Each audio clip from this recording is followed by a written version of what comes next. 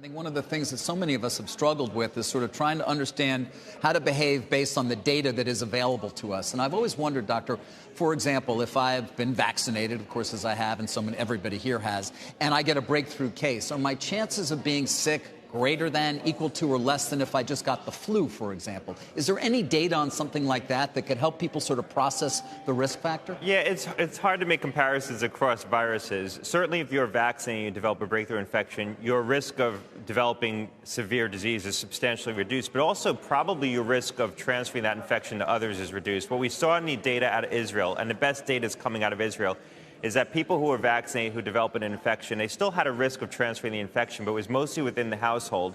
And what that probably told us is that the period of time in which they were infectious was probably short.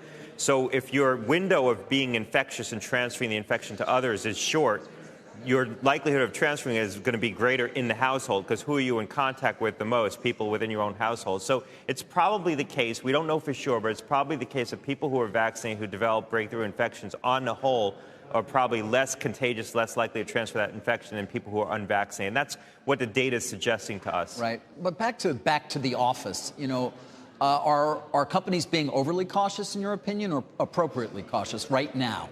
Right now, I think it's really hard because we're in the throes of this Delta wave across the country. The situation looks like it's getting better across the country because it's being driven by sharp declines in cases in the South.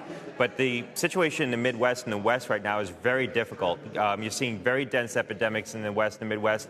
And I think there's a question of whether or not we have more spread here in the Northeast as Delta works its way through the country. You've been concerned about that, although it hasn't really happened. It hasn't happened yet. I still think that there's a risk that we're going to see a pickup of infections. And you are starting to see it in New England and in the Great Lakes region. So I don't think that we're going to dodge Delta entirely. I don't think it's going to look anything like what the Midwest or the South look like, but we will see a pickup of infections. Right now, you look at New York, 26 cases per 100,000 people per day, Massachusetts 20, Connecticut 12. Those are pretty low levels. Yeah. I wouldn't be surprised to see us get to 40 cases per 100,000 people per day. It's not the 120 that Florida was experiencing, but it's a pickup from where we are right now. So I think for businesses right now, I think they want to see the all clear, and I don't think we're going to see the all clear until this Delta wave courses its way through the country. That's probably around Thanksgiving.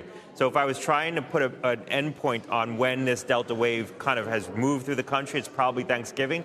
And then on the back end of that, we're going to have hopefully a vaccine available for children. Yep. And at some point before the end of the year, we probably will have the orally available drug from Merck if things go well and that undergoes a favorable review. And I think those two things are going to be sort of the bookend on the sort of pandemic phase of this virus, and we're going to be entering the more endemic phase when this becomes an omnipresent risk but doesn't represent the extreme risk that it represents right now.